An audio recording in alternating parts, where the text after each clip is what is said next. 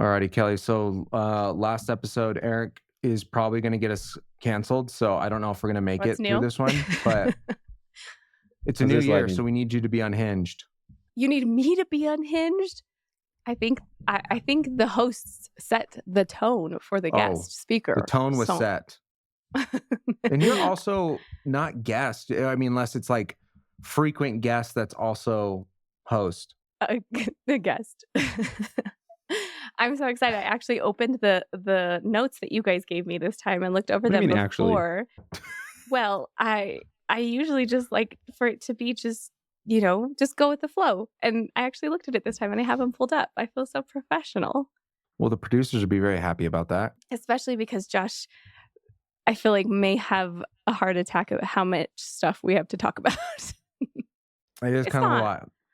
But y'all are the ones with kids, so if you neglect them because we record for the rest of the evening, it's not on me, They're happily at grandma's right now. Probably, I don't know what they're doing.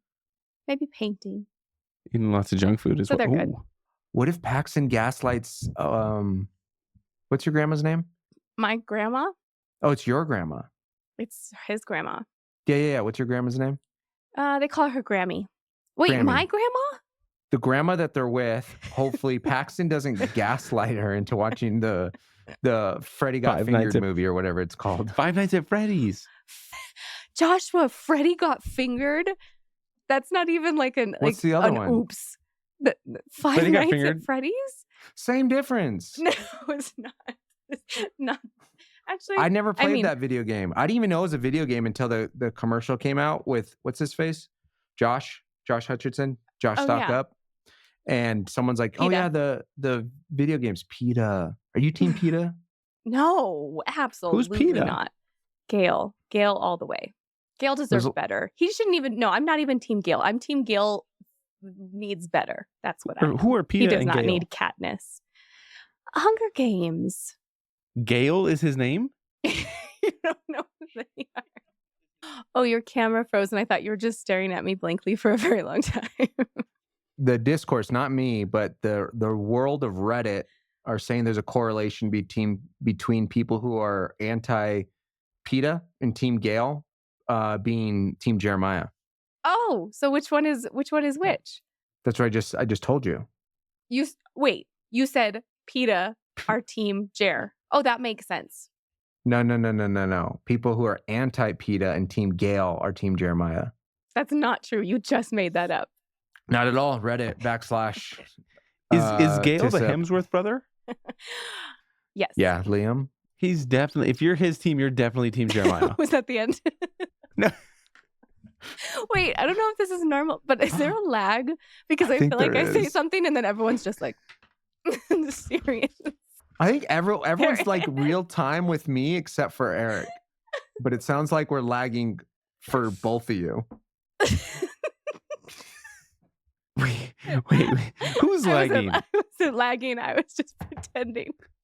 Josh, say something. Are you kidding me? I'm saying something right now. Okay, and I just responded to your thing. Yeah, it's fine. Kelly's playing with us. Are you? No, you're gaslighting us. I promise it was actually lagging.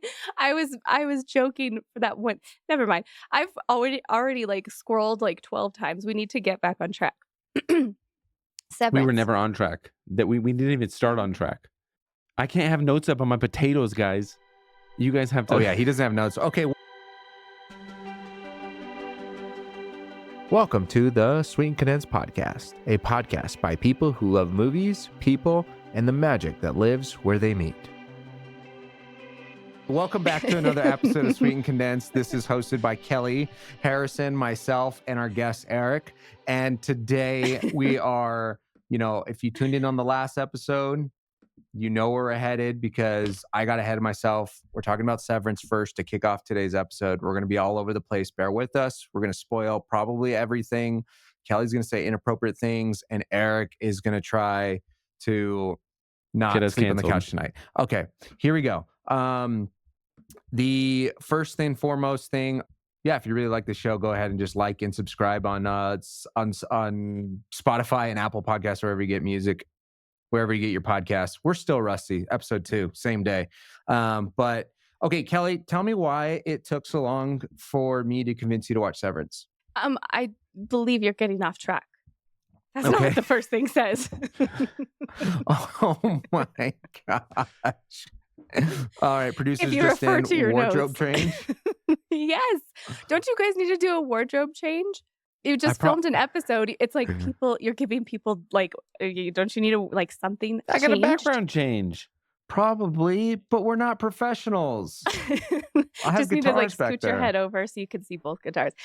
I'm just kidding. Okay. I don't have my blue light glasses either, so hopefully I don't have an aneurysm from staring at this screen from all day. So go ahead, Popcorn Kelly. Okay.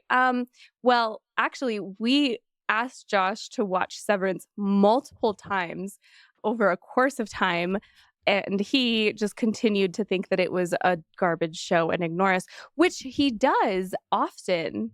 So his New Year resolution, would you like to tell the people, Josh?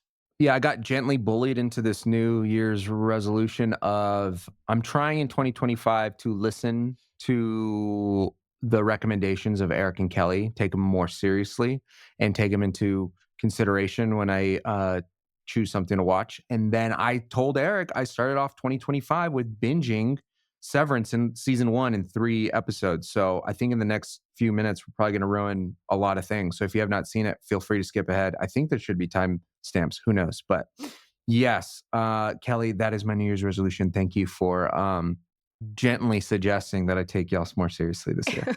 So gentle. And why did you decide to make that your New Year's resolution? Is it because you enjoy most of our watches recommendations?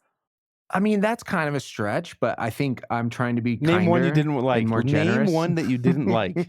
Name one. He could probably name a lot. I don't ask him to do that. I could name a lot that he didn't like. There we go. Kelly's right. Name one. Barbarian. That's a great movie. The Substance. Great movie. Same. The Substance was well done and very good, but not good for Josh. I don't care if it's good for you. It's about if it's good. And The Human Centipede, horrible recommendation. Oh, we never to our worst enemy. Even if that was, even if we did, that would have been like 10 years ago. Ew. Freddy and His Five Fingers. I still haven't seen it, but I don't think you actually recommended that. But Strange Darling was good. That was your recommendation. What did you give that on Letterboxd? Strange Darling? Mm-hmm. I think it was inflated, but I think 4 stars. What do you mean inflated? I'm just kidding. It was really good. But I was telling Eric, I keep giving everything 4 stars. Like if I really enjoyed it, I'm like 4 stars, 4 stars, 4 stars. Is there a and I'm rule that you can't do that? No. But no one's going to take it seriously if everything gets 4s. Then it's like, well, what's the point of getting an A if everyone gets an A? That is not true. I saw something on TikTok and it was like, if I watch a movie, 99% of the time, like I love it. Like I enjoy it. 99% of movies. If it's like, if I see it with my eyes, I like it. And I was like, that is such a simple answer. And I feel like I used to be that way. And now, ooh, what's happening over there? Okay, calm down, Kelly. Eric starts stripping and we start getting oohs, ahs. So he didn't even hear any of that. Babe, you are so laggy. Is it just me or is he super like jumpy? He's pretty jittery. We're gonna have to invest. Well, let's put in the let's write letters, send emails to the producers about getting a new, what is it? Is it the laptop that's making this potato so Idaho-y? It is. It's potato a is laptop. Potatoing. All right, we gotta get a new laptop 2025. Yes, that's the goal. I forgot what I was talking about. Severance. Why is it that you love Severance so much that you and Eric wanted me to watch it so bad last year? Okay, I'm going to be so for real with you guys. I did not want to watch it. When he showed me the trailer, I was like, that looks so boring. I would not like to watch that. Thank you. And then I don't even remember how you got me to watch it. You were like, you had already watched like half of the season. And you were like, you just need to watch it. You just need to just watch the first episode. And I was like, which I do with most of his recommendations. I'm like, and then I end up literally loving them. So you think I'd learn, but not yet. Maybe in 2025. But yeah, we watched it and it was the first episode. And I was like, oh my gosh, what is happening? And I was asking him so many questions and just like, none of the times in our lives he doesn't mansplain and he doesn't tell me all of the questions that I have. And I'm just left there like not knowing anything that's happening. And he's like, that's how it's supposed to be. And so I ended up loving it. I needed to go to episode 2 and then 3. And then I think we binged it pretty fast. I don't remember. This is one of those times where I'm the only person who gets in trouble for not mansplaining. Okay, when I don't ask, you do, both of you. And then when I do ask, you guys are silent. What is that saying, babe? What did we talk about? It's like mansplain how your ancestors fought for. Oh. Anyways, that's how I got introduced to Severance. How did you get introduced to Severance, babe? I have no clue, to be honest with you, but I think I was just so amped on the finale. It's one of the few shows where the finale truly sticks to the landing. And obviously, there's a whole nother second season and a third season coming to see if it does long term. But it has an insane payoff for such a crazy concept. And it's a slow burn. The payoff in the finale is outrageous. And it's one of those where like I want to experience it with people. Well, never mind. Uh-oh. What were you gonna say? What were you gonna say? I was gonna low-key disagree with you. Like, I don't think it's a slow burn. Maybe like getting into the concept, but I felt like it hooked me right away. And then like interesting stuff happened the entire time. Every single episode. Like it wasn't as like, but then I kind of understand, so that's why I stopped myself. You love sex movies and books. Josh loves like bi-panic sci-fi, you know what I mean? And so it's like one of those things where it didn't have either of those. So I wasn't sure if you guys would like it, you know? That's fair, Kelly. He's got a point. Look at your top favorites. Look at your top favorites from 2024. Sorry, Clueless, Scream. Those are not your favorites from 2024. Movies? No, 2024 favorites. Oh, both of you. What do you mean, both of you? Just because I love Saltburn? Wait, 2024? Okay, you brought up Saltburn. Baby Girl and Anora are your favorites of all time. My first one is Inside Out 2. Oh. So, you know what? And so Strange Darling, Dune, Alien, Juror 2. These are all Wicked. I'm sorry, you're just upset about Wicked. Nora. That's Wicked what you're is saying. The base of Wicked is infidelity. It's all sex. No, but what are you? What? Okay. That's how people are born. Let's look at yours, babe. Let's look at yours. Let's see. Nosferatu. I long legs. I can't. Hold on. I can't. We have to talk about Nosferatu because who was I talking to, babe? They were like, "Oh yeah, Nosferatu was great, but like there was no climax." I was like, "Well, there was for her." And that was a wild ass movie. I was not expecting. I didn't know that's what it was about. Horny vampires. What did you think that it was about? A vampire that ate people's blood, drank people's blood. Yeah, I guess that's a fair assessment. I had no idea that it was like some, sex folklore. I'm just saying, talking about sex movies, that's probably one of the most, and it is on both of yours. No, it's not. It's not my top 10. No. It's not even my top 12. No, you're right. You're right. But you do have a Nora. I have a Nora and Challenger, that's so I can't really. Oh, Challenger. I can't really deny Eric's claims here. But a real pain. Sing. Anyways, a Nora, Dune, and Challengers were. Yeah, that's not really helping my case, but Dune. There's just good-looking people in it. So that puts it in the sex movie. No, you're the sex movie connoisseur. I am not. You are the sex movie connoisseur. Explain He's yourself. Like sexual tension. You want like the raw dog. He wants like the tension and the bi-panic. You know what I mean? Now. He wants like Timothy Chalamet shirtless. Who am I to you? In a parking lot. Like your game for like the vampire sex. He's like, ooh, Harrison Dickerson, Nicole Kidman. I could go either way, right? Like there's a father difference figure. In like. There's a big difference, Kelly. I guess he's basically saying I'm the smut. I like the smut, and you like the tell us about love Akatar. Story. I haven't read it. You have. Wild. I have not. I've read like excerpts. Since I'm lagging, it sounded like you said eczema. I was like, well, how does that have to do with eczema? I've just read eczema. Like, okay. All right, we need talk about getting derailed. We are Severance. Eric said that you said that you don't know how you got a hold of it, but you were afraid to suggest it because it wasn't really in a part of our typical genre. Okay. Honestly, it has all the things that make for a good show for me to watch. One, it's on Apple TV, and they don't really miss. I love Ted Lasso. Shrinking's amazing.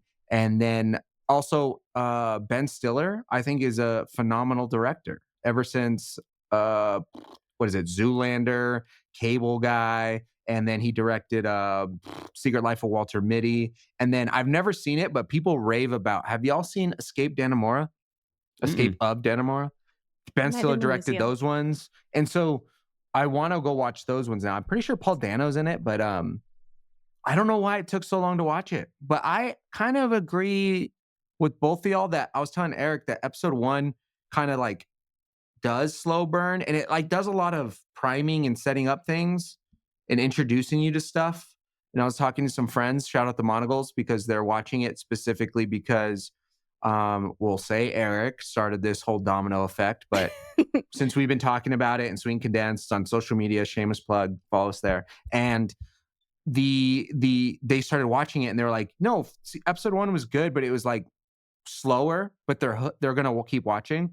And I do think it compounds. And then as things start rolling, it just starts going. And that's why I'm like, this first season of the first episode of season 2, I felt like did the same thing. It did a lot of setting up, and it wasn't as like, I don't know, fast or exciting as the tail end of season 1. Because I agree with Eric, the landing episode, the last finale was damn near perfect.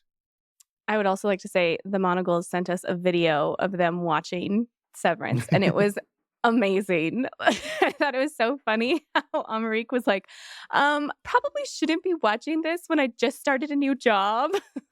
That was just amazing. I love hearing people like experience. That's one of my love languages, is hearing people like give thoughts as you're going through, and like your experience as you go through a movie that was recommended to you or like a book. I love it. I love it. I'm like, tell me every single thought, because I want to go through it with you, because I can't watch it again for the first time, or I can't read it again for the first time. Like I need to know every thought. So that was really fun to watch their video. So keep doing that. Yeah, they really should. Because I don't know. I have high hopes for this. I think it's going to be great. I think we're getting good TV, especially January is typically known as like a terrible month for movies. But I think we're starting off pretty decent with what's in the office this next week for the newsletter? Presents. Is it Presents? Presents is coming out. I was just not sure if that's what's on the calendar. I know I'm watching Presents, and what's the other one that's coming out soon that's not half bad? Yeah, it's Presents this next week. Dang, we're cruising through, dude. January's going quick. Eric, you're really looking forward to Presents, right? Isn't that one of your... Yeah, I might hit the office for that one. It might be my first visit to the office. I'm getting promoted, everybody, at Sweet and Condensed. Hell for yeah. An office visit. Give them a raise. Hey, we have... Oh, go ahead. Hey, I didn't lag. I actually cut you off. That's perfect. Yeah, you did. Okay. Before we get any further, because we are deranged and don't ever stay on track, we have to talk about the movie swap that already took place and this concept that Kelly has pushed us into. That is absolutely right. So, babe, why did you do this? And what did we do? Wait, I'm so sorry. You mean the one that we already did? Yeah, we haven't talked about it. We haven't at all. Oh, we haven't, have we? Well, okay. Josh, do you want to explain what a movie swap is? Because I feel like you have a good explanation. I feel like I'm good. Okay, basically, this is what a movie swap is. It's where Kelly decides that I have to watch some horrible, terrible, very intense Josh, movie. New Year's resolution. New Year's resolution. Okay, they're always surprised that I haven't seen certain movies. And we were talking about how in one of the episodes, I forget which one, I had not seen American Psycho, like at least all the way through. I've seen little bits of it, but I don't really remember any like cohesive thought or movie about it. So they decided that it would be really fun because Kelly avoids all of my movie suggestions when it comes to sadness and grieving and depression. So she thought it was a brilliant idea, and I half think it's a brilliant idea that we swap movie suggestions and we have 72 hours to watch them. So one episode. Yeah, there's a time limit. There's a time limit because otherwise it's like my never-ending list where I put all Eric's movie suggestions since 2015. So basically the movie swap is this. Movies that seem like, oh my gosh, I can't believe you've seen that, and you think that it's a movie that someone should watch, or if it's just one of your favorite movies that the other person hasn't seen, then you call movie swap, and then you have 72 hours to watch this movie. So Kelly, we were talking about American Psycho in the same somewhat conversation. I was talking about Perks of Being a Wallflower because Eric and I really like it, and Kelly uses it as a slur to say that, oh, it's just a Perks movie. It's a Perks movie. I'm going to hate it. And it's really bad. It's like a genre of movies that she puts in. They're the Perks movies. So we finally complete it. We did do it within 72 hours. It's just that Eric and I have not done our due diligence and started recording. So we are bringing it back here before we get too off track. Already 23 minutes into this episode. And Kelly, we did Perks of Being a Wallflower, American Psycho. Would you like to first be interrogated about Perks of Being a Wallflower, or would you like to ask about American Psycho? Ooh, I want to get my part over to ask me all your sadness. Let me just be depressed. Let's go into the depression series. My God. And then a nice little palate cleanser with American Psycho. Yeah. It's a little pick me up. I feel like this with American Psycho is way more depressing. Kelly, did you watch it with Eric? For the first time, yes. It was a long time ago. And how many times did you watch it all in one night? Wait, what are we talking about? Are we talking about Perks of Being a Wallflower? No. It was over like a 4-night period. It was 2. It was 2 nights. It took us 2 nights to finish it. But, everything was not that bad until it got to the end. And I was like, oh, okay, well, let me just go eat some glass. I was gonna say that was a win, but now I feel bad saying that was a win. But not that bad's a good praise. But so what was it that was like so hesitant? Is it because you thought it was going to be a certain way that you're like, oh, it was actually not that bad? Like what stood out and had you convinced that you're like, oh, actually kind of enjoying this movie? I literally don't even know how to answer that because there still to this day are so many movies that Eric shows me that I'm like, it looks like I don't want to spend my time watching that. And this was one of those movies where it's like, ooh, we can put our hands out the window and I'm free. And I was like, oh my gosh. And then I was like, oh, and then at the end, something sad is going to happen and I'm going to be depressed. It just goes back. I mean, we could do this again. It goes back to my trauma of not knowing how to handle certain emotions. And I feel it in certain movies and I'm like, got to stay away from that. So I think I was just afraid of what it entailed. And I just in turn villainized it. Look at me. You would think that I go to therapy. Oh, you don't? I thought you did. Oh, well, sometimes. Well, sometimes. Well, okay. One, it's not sticking your hands out of a window and saying we're free. It's that we are infinite. There's a big difference there, Kelly. My bad. I'm so apologetic. Speaking of that line, let me backtrack for 2 seconds. For those who don't know or aren't familiar or just want a refresher about Perks of Being a Wallflower, it's a 2012. It's a 2012 movie. The letterbox description says we are infinite, Pittsburgh, Pennsylvania, 1991. Shout out 1991. That was when I was born. High school freshman Charlie is a wallflower, always watching life from the sidelines until 2 senior students, Sam and her stepbrother Patrick, played by Emma Watson and Ezra Miller, respectively. And Charlie is Logan Lerman. And they become mentors of his and help him discover the joys of friendship, music, and love. Which friendship, music, love, Kelly, that's like your name all over it. It's written and directed by Steven Chbosky, who also wrote the book. This is a book to movie adaptation. And I think something to do with the author being the director and the screenplay writer makes this movie, I think, really well when it comes to the spirit and heart of this story. But Eric, real quick before we go back to Kelly, because I know you love this movie. What are your general, why this movie? Why did you love it? And how thankful are you for this movie swap that Kelly has finally watched it? I'm so grateful. Except it's visually rough in points. Upon rewatch, they're blown out in some of those scenes. Like, damn. But anyways, it is a fantastic movie. And to be fair, for like upon rewatch, because I think I've seen it twice before. But in this rewatch, I was really hyper aware because of how adverse Kelly is to sad things. I was hyper aware of like how quickly the tone shifted. It like seemed like a coming of age story, standard, woohoo, like tits out on the highway, you know, and then it's like sexual abuse, suicide attempts, like the tone shift is gnarly, and I think why I like it. But to be fair to Kelly, to your point, it's like it is a gnarly shift of like, oh, this aunt that he loved abused him.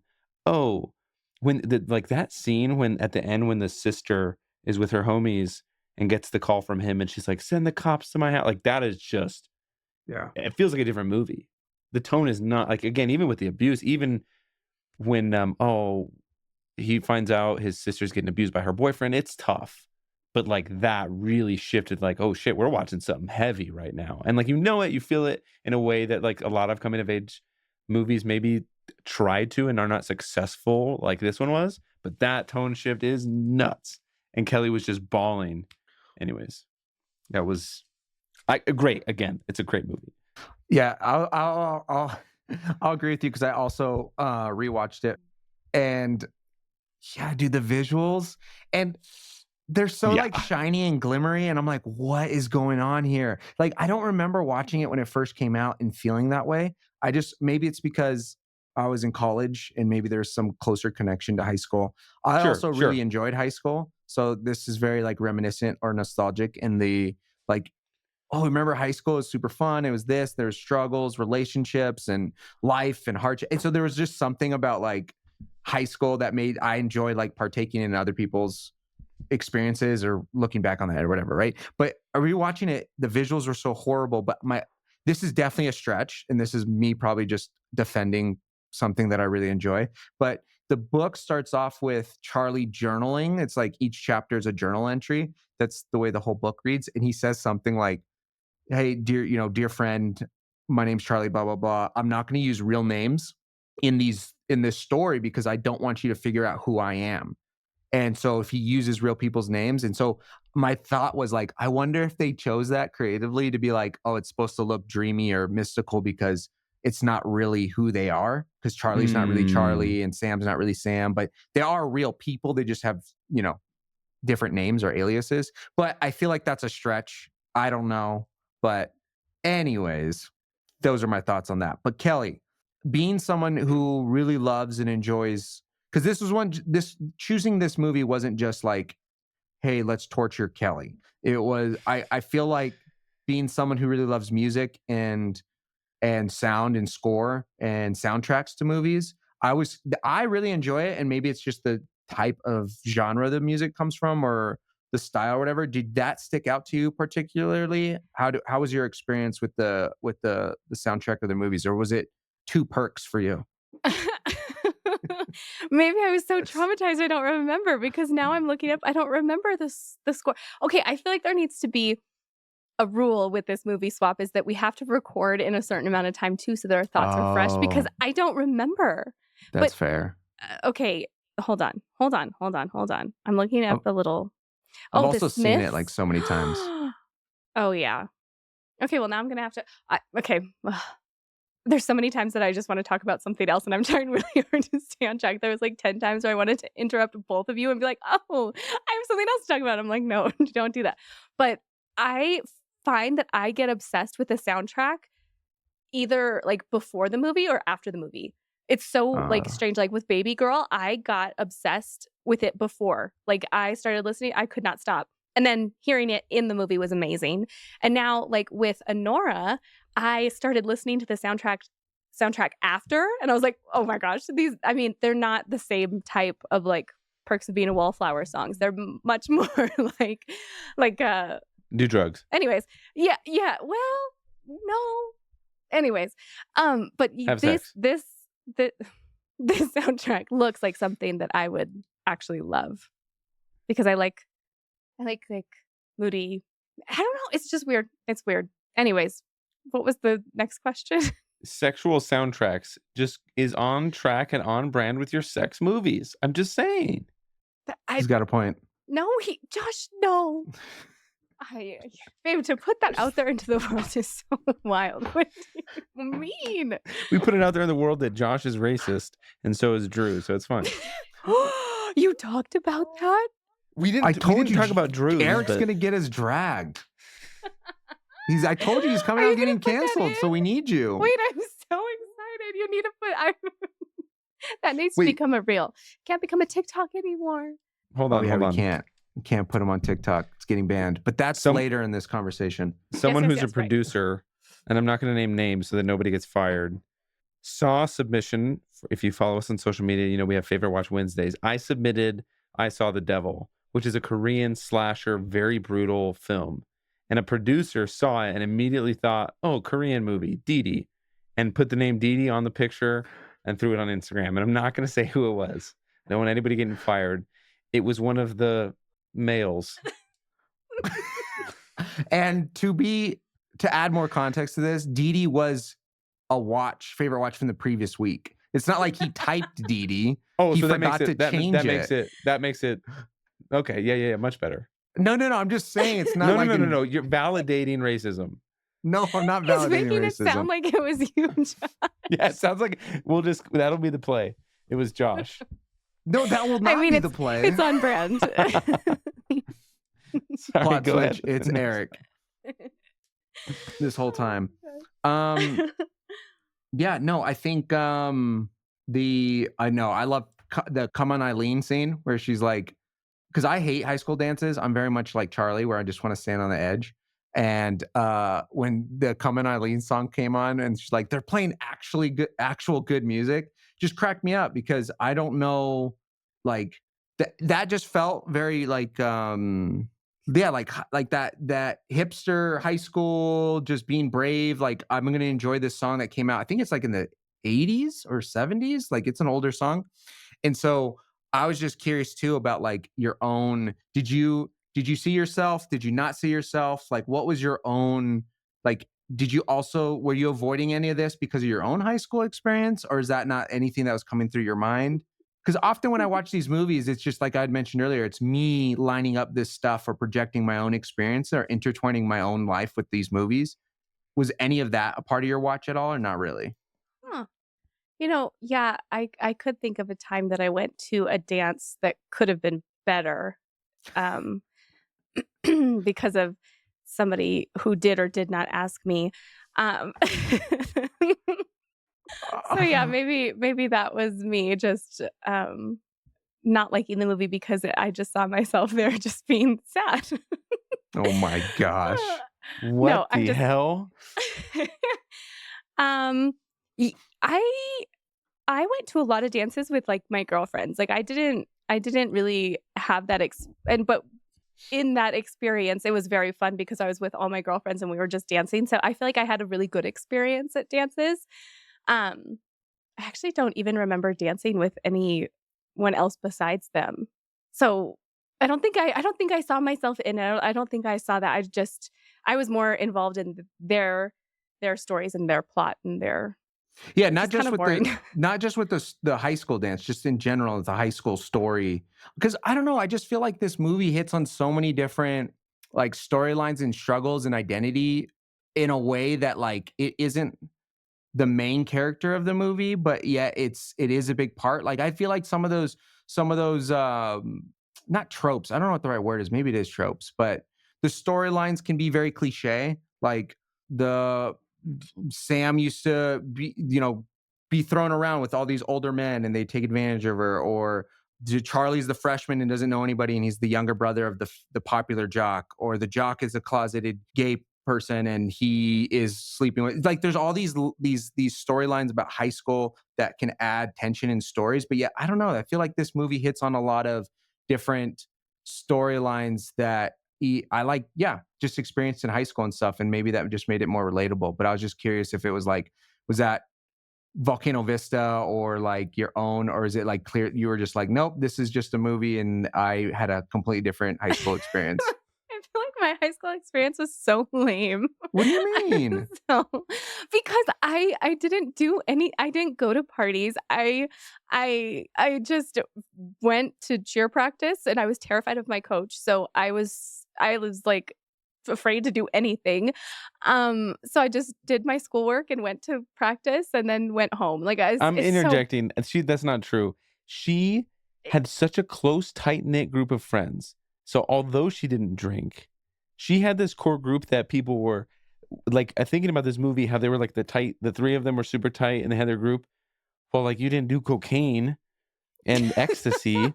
The story, like from the outside looking in, because like, yes, Kelly and I knew each other in high school, but we didn't start dating until college. You had such a tight-knit group of friends. Well, although you weren't doing drugs and drinking every weekend, you guys, I think, from my perception, were having, especially towards the end of high school, more fun than most people. Because of how tight and close you were, even going into college. Like, maybe that I'm wrong, but like, yes, of course, like there's the standard high school experience where like I was drinking and going to parties, but I didn't have a super tight group of friends. I was like, had a quantity of people that I knew, but it was like, oh, I'd hang out with On Hello to go to a party on the east side. I wasn't friends with a single soul over there aside from him. Like, it wasn't a tight-knit group. It was like, get drunk, feel really bad, hide from my parents and come home the next morning, as compared to like, I don't know, my perception of your friends and your group that like it changed over time was like, although it wasn't similar in like what you think would be a crazy experience, pretty sure it felt like, at least from the outside, you guys had more fun than most people.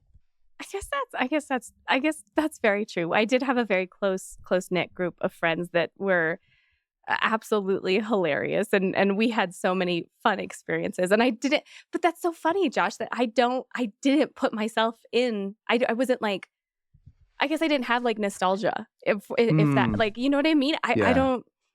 And to be honest, babe, I didn't even make that connection. When I think high school, I think of like actual in school time.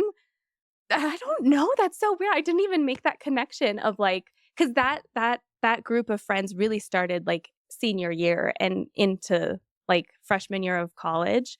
So I didn't even make that connection of like, yeah, we were so close, because we were all so close with each other and we did such fun things. And like, I remember we had like, it is so funny that I just made fun of this scene for her going outside of the car and like be like, wee, because I'm not even joking. We had this time when we were driving on the back roads of like the neighborhood. And I remember, okay, I was in the passenger seat and Kevin Moore. Do you guys remember Kevin Moore? Yes. I know Eric does. Okay, you do too. Okay, so he was in the back seat and Sam Nordstrand was driving and his girlfriend was in the back seat with Kevin, and Kevin and I were like, oh, we're so crazy. Let's switch seats. And we were like, okay. So we went out the windows and switched seats on top of the car and then went back. It was so dangerous, so terrible. But like the fact that I just made fun of her little car scene, and I was like, that's one of my favorite memories.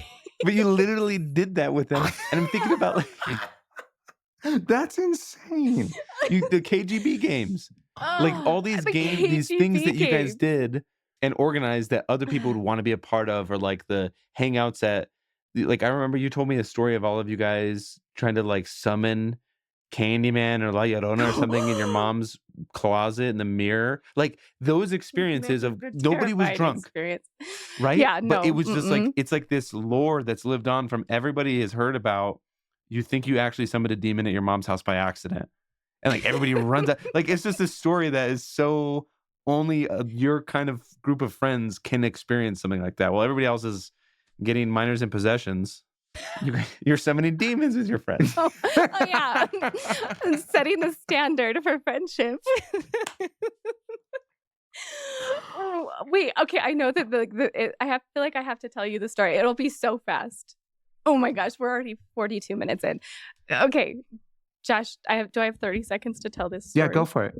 Okay. So we were in my room, and my room is like it has a glass wall, and all of us were in it, and we were like, let's do like we had just watched Candyman. And we were all in my room. And so I turned off the lights. And I remember John Montoya was there. Grace was there. Grace Ogilvy, Kevin Moore, like all Zach Kirch-Gessner. All these people were sitting there. And we were like in the room. And I was like, I'm going to do it. And they were like, don't do it. And I turned off the lights and I said it as fast as I could. I was like, Candyman, Candyman, Candyman. And as soon as I turned off the lights, I don't know if it was a flip flop. I don't know like what, like, I don't know if one of them threw it, like, but we weren't like in on it. Like nobody had enough time because everyone was scared for me to do it. They were like, no, don't do it. I did it. The flip-flop or something, a shoe, I don't remember what it was, hit the mirror and made the whole mirror like go boom. And I am not joking. I have never in my life seen my friends run so fast. And my room was down like the 30 stairs. Like there was 30 stairs outside my room. They ran so fast. Like I think they levitated down the stairway outside. They were gone. Like I remember Kevin Moore was like not just outside, like he ran down the street. Like he left. He went to like the next crossroads. And I remember being like, I have never in my life seen anyone or anybody like disperse from a house, the neighborhood, Albuquerque so fast. Like it was the most insane thing that we have ever done. And somebody was like on live Facebook. I don't know. It was this whole thing and it got deleted and they were like, it's the demon. And it was crazy. But yeah, no, we weren't doing we weren't drinking alcohol or taking drugs. We were just, summoning Candyman. It's the same tight-knit group, like this crew, like all of them had their own trauma and issues, but like it was the same tightness of different people in a group. Like I don't know. And I think that's what I agree. I like what that angle that Eric's talking about because I think that's what I mean by like there's partying in this movie and there's these cliche things like do drugs and doing drugs for the first time. But I feel like at the heart of it, it was like belonging and a tight group. He wanted friends and he gets close with these friends and it's this tight knit group of people that he ends up feeling like this is my space. These are my friends. They mean so much to me in the midst of all like, yes, there was partying. Yes, there was all these other struggles and identity, but like those were like the identity and belonging was like, I think came through more for me. I would say that, I guess, which is so much because I do think the only high school experience isn't partying, like in drinking, or that's like the default experience or whatever. Some people have the Rocky Horror Picture Show, and then some people have summoning demons and Ouija boards in your Candyman bathroom. So they might be different, but they're like similar. You know what I mean? Yes. And they might not be touching their air or whatever and saying we feel infinite. They're putting their lives on the line and how fast was the car going? Like even 15 miles an hour feels fast to go over a car. If you fell off, it was really dangerous. We were really, really dumb. Really dumb because we were both on the top of the car at the same time. I've done a lot of dumb stuff, but that's neither here nor there. But anyways, nope, that's about it. We can move on to American Psycho unless you want to share any more thoughts on this. Would you say it's actually not that bad and it made you cry movie that you gave 5 stars? I did not. What did I give it? I don't even remember 4. what I gave it. 4. Did I really? You gave it 3.5. 3.5. Okay, that sounds Eric right. gave it 4. No, it was good. And now like I don't know, there's something about like the heart behind the movie. Like when Eric, he knows when he wants me to be into something, he has to tell me the lore. So like if he wants me to like the video he's about to show me of like a sports clip or like a trailer, he has to like explain to me like the meaning behind it. And I feel like I can get more behind it when he does that. So just hearing your heart behind the movie, Josh, of why you loved it and why it was so like meaningful to you makes me like it more. A little bit. So maybe it'll be 3.75. She's a needy movie watcher. Okay, I'm gonna say something, but this is not to detract us. You can't. I'm not trying to silence Don't respond. But it's kind of like what you said about like you just want your friends to engage in the favorite books and you want them to read it because you love it. And I think that there is a lot to that, and which is a great segue into the reason why I watched and somewhat enjoyed American Psycho. mostly because y'all love it, not because. So let's talk about personal connections, personal experiences similar. Oh, absolutely, I will.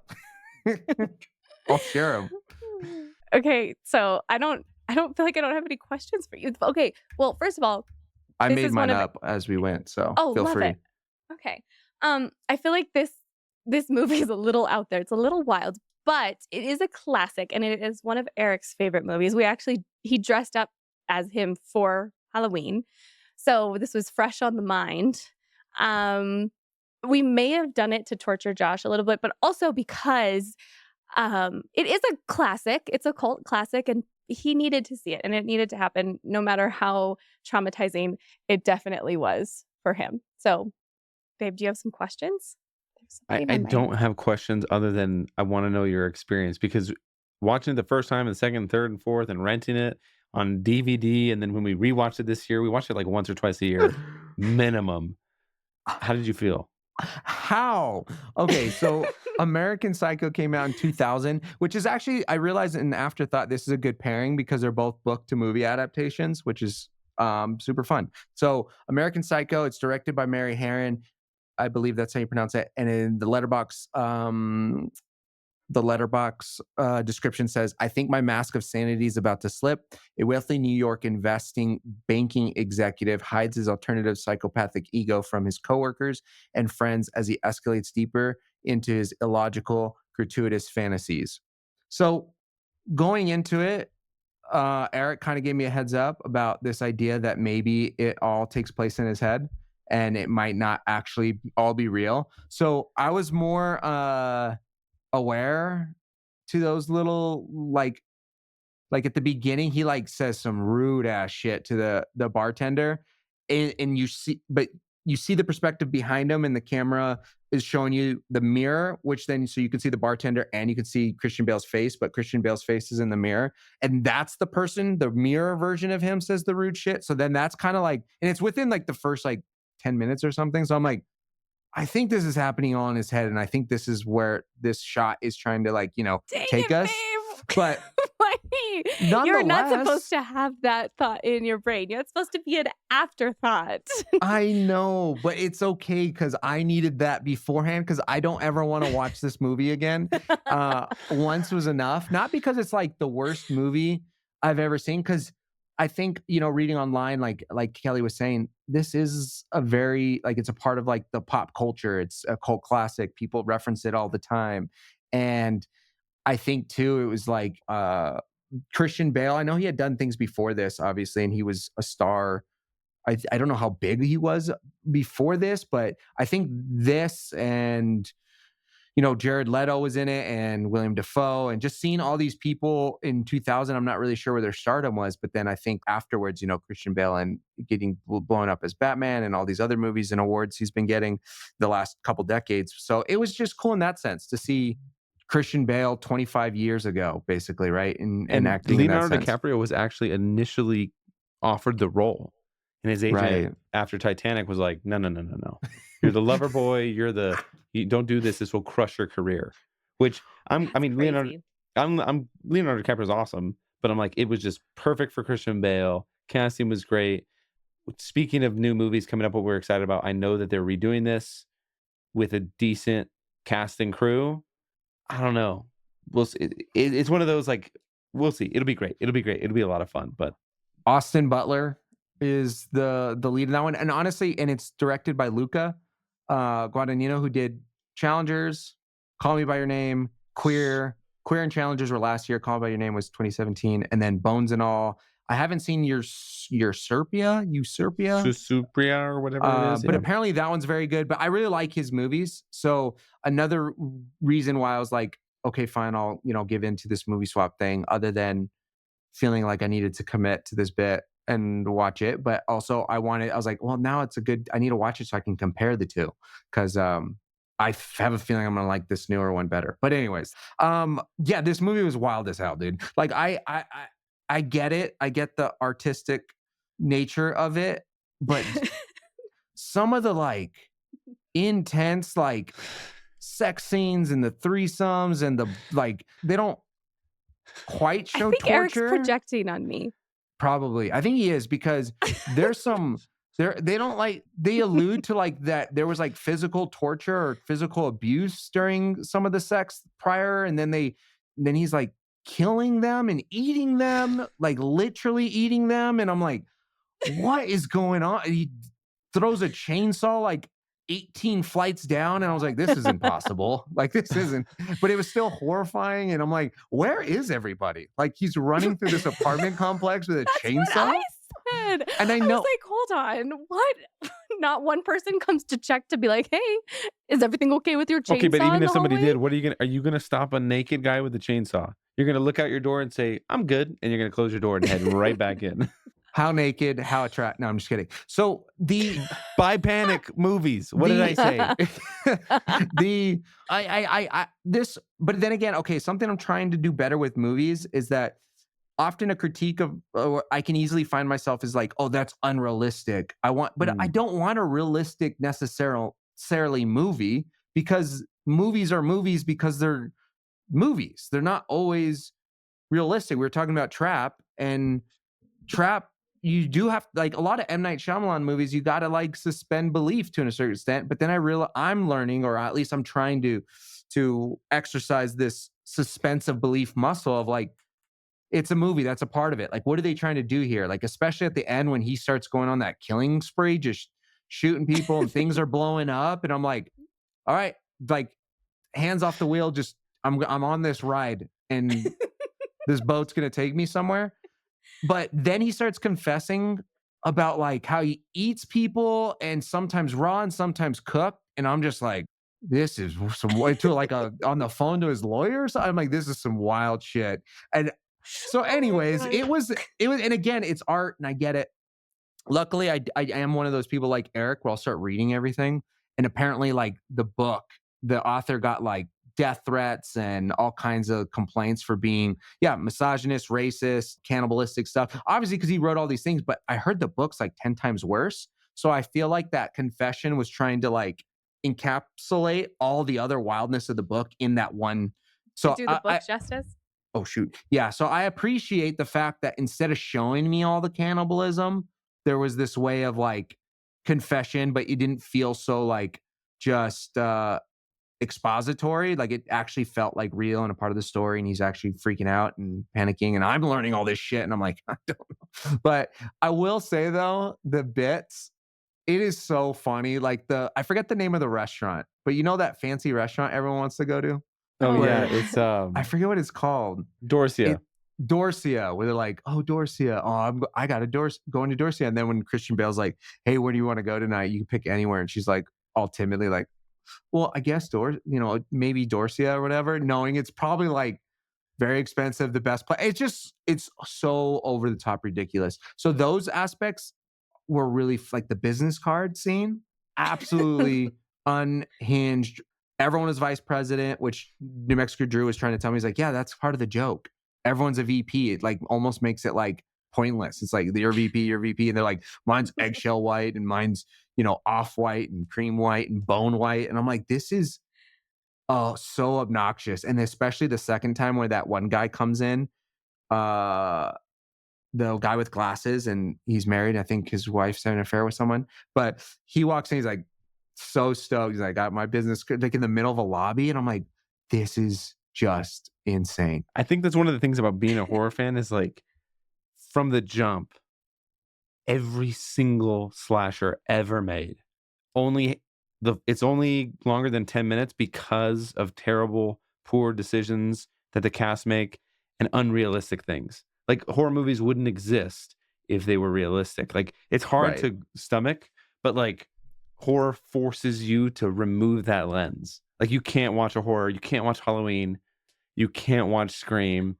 I think that's why we like Strange Darling so much, because it was the first movie where, like, we haven't talked about this on the podcast, but at the end, when, spoiler alert, homegirl is dying and she gets into that truck with the lady to help her, and the lady draws her gun and just shoots her. Like, it doesn't wait. Most horror movies, she'd fumble it, she'd reload, and the killer would win. It's just like, if there's a lady carrying, like, out in the wilderness and you pull something on her, she's going to pop. Like, what would typically happen. I think Strange Darling, we liked that so much because it was pretty realistic on how things would go down, and like that horror forces you to remove the lens of unrealistic things. Yeah. I gotta run a charger to the damsel in distress. Hold on. Oh, that's what you were doing? Yeah, my computer, it's at 16%. I thought you were taking notes of an idea that you wanted to talk about. Oh wait, I do. I just got an idea for a movie swap. So that's why I wrote down on my little notepad too. I wrote a little idea. Let me see. What did you write? Let me see. It says genre because I want to talk about something about genre. I was like, ooh, I got to say something about this. Genre. I feel like, okay, I'm not joking, and Eric can attest to this. I have movie amnesia.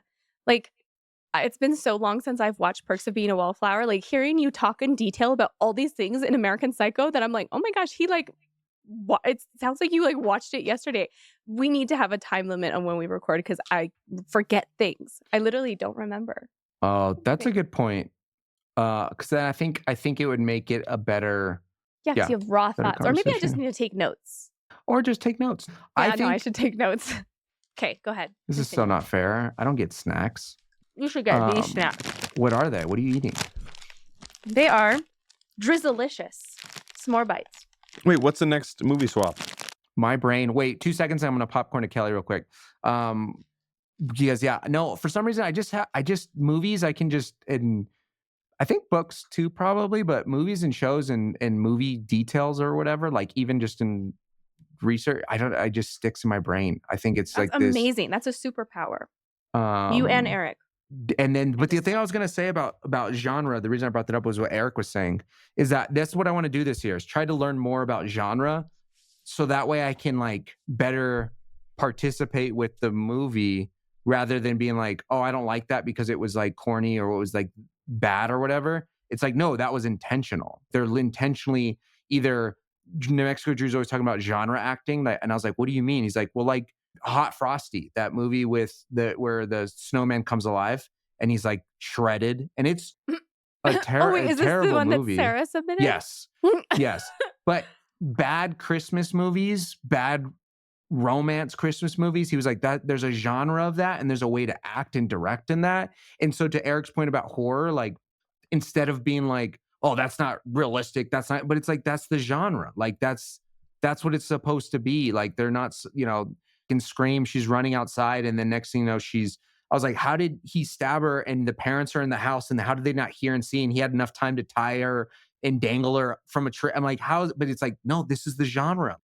You got to like just roll with it. And so this year I'm going to try to like do that better, and it's going to force me to learn more about different genres. And Eric and I were talking about in the last episode about how 2024 we watched a lot of different stuff and we felt like we expanded our palettes. And I think this is another way to even push that further, to be like, not just watch it, but like engage with it and the material, rather than even I gave you crap about ACOTAR, those books, but fantasy, romance, and whatever they're called. I don't know if they're literally called smuts, but or if smuts. That book's is ACOTAR a smut technically, or is that a completely different?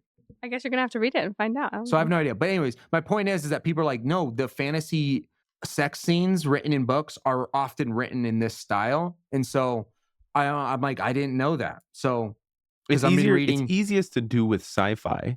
You're in a world. They created a new world. In Dune, like, babe, you don't normally love sci-fi, but you're in it. It's a great movie. It's done really well, so you were already bought in.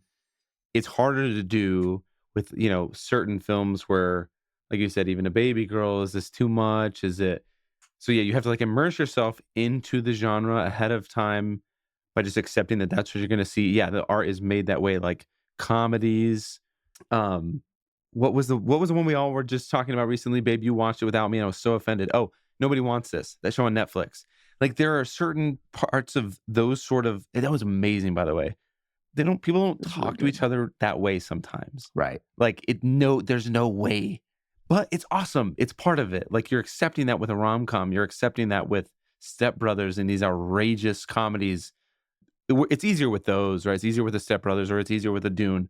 It's harder with some other genres, but as long as you open yourself up to it, then it's then you enjoy it. Like I think that's I've heard people complain about Dune, and it just makes me so angry in the moment. But now that we're talking about it, it's like, well, they weren't accepting. Like if you don't like sci-fi, Dune's maybe not for you, but try it with an open eye, with like an open mind. But if you don't, if you go in like, I don't like sci-fi, I'm not a fan of Timothée Chalamet, I hate long movies, you're gonna come out pretty upset, So anyway, sorry, I know we had a soapbox and we were about to movie swap. Oh no, that was great. No, I appreciated that. Kelly, what was your movie swap idea? You said something. Oh well, it depends on what you give us. I can't hear you. Oh, sorry. It depends on what you swap us for. Because I have two, and I don't know what Eric. I don't know if Eric has... you want me to present a movie right text now? Text me what yours is, babe. What you think? Okay. Hold on. Josh, tell us what yours is. I don't know. Eric ruined my pick. I was going to do A Real Pain, and he watched it beforehand, so that one's not as fun. I'm so glad. I mean, yeah, this is going to be hard to pick something you both haven't seen. Well, I know Perks and Wallflower wasn't really that, so, but. Yeah, it can be one that one of us hasn't seen. I only got one, babe. You've seen Dead Poets Society, right? Yeah. You've seen... She has not seen that. I've seen it. She's not seen that. Yes, I have. Get the hell out of town. You have not seen Dead Poets Society. Yes, I have. It's the one where he's like, what is this? And he goes on this a little tangent of like... I showed you a clip before I submitted my take 6 months ago. I don't know what words you said. No. It's the one where he goes on a tangent. I've seen it. No, you have. Yes, I have. Josh, hit us with a good one. Have you seen Arrival, Kelly? She threw a fit when I tried to put it on the other day. Oh, really? Oh, God. Oh, do you hear that? Never mind. I got excited because she said she's never seen, but I don't feel bad. This is just Kelly's never seen it. I'm so nervous. Please, this is the only way to get her to watch these things. I was going to say Inglourious Basterds since you literally stood me up the other day. It was not even, it was like, you literally texted, hey, I initially give us a recommendation. We want to watch something, this or this. And I said Inglourious Basterds. Also, Eric was like, you just want to rewatch Big Little Lies? And he knows I'm a sucker for that show. And I was like, absolutely, yes. And then I was like, oh, we just actually got advice on what we should watch. And then the next day, Mr. Josh, she got your recommendation. It's the Mr. Gaslighting over here, fire starter. Yes, I would love that one. We're gonna do that. I think you should do the second one you sent me because it's like a genre switch. Because I do think, I think because I did Perks of Being a Wallflower, I don't want to do something very too similar. So I think Inglourious Basterds is a good one because that's kind of completely different. Okay, deal. Then yours is Clueless. You're excited. What was the other one? I'm not going to tell you. No, I don't might worry about save it for other movie swap nights. I'm actually okay. This is okay. I was a little fearful at first, but no, I like this one, Clueless, because I feel bad every time someone mentions it because they're like, "No, this is a classic," and I have never. That is a crime. I know. Well, thank you for bringing me out of the depths of. I will culture you. Film canceled land or whatever it's called. This year is gonna be good. Okay, so Clueless 72 hours. Fudge. Okay. Yep. Some people are going to come over here in a little bit. So I'm going to try to gaslight them into Clueless. Like, hey, I was just thinking randomly, maybe sort of. Do you just want to watch this maybe? You ever heard of Clueless? Oh my gosh, please do it. And then that also means when you record within sooner, so you don't, your amnesia. I will take notes. I will take notes as insurance. You're retrograde. What is that face? Your amnesia is lit. She told me. Don't act like that's not what you call it. Hold on. Maybe we should record Monday. It's up to you. Also, the Oscar nominations will be out by then. That might be a good time to do it. Maybe Monday afternoon, Monday night. Oh. Monday night. I can do Monday night. What, babe? What's wrong? Sorry. I thought on our notes it said Verity. It doesn't. I'm not sure what word in our notes did you think? Am I seeing things? Oh, wait a second. It's Variety. It's a website. Yeah, It's a Variety website. They have their Oscar predictions. I was thinking of the book. Sorry.